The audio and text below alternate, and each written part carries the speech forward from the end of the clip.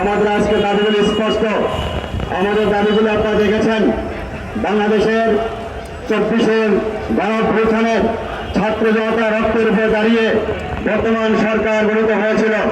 এই সরকারের কাছে জুলাই সনদের জন্য দাবি জানানো হয়েছিল।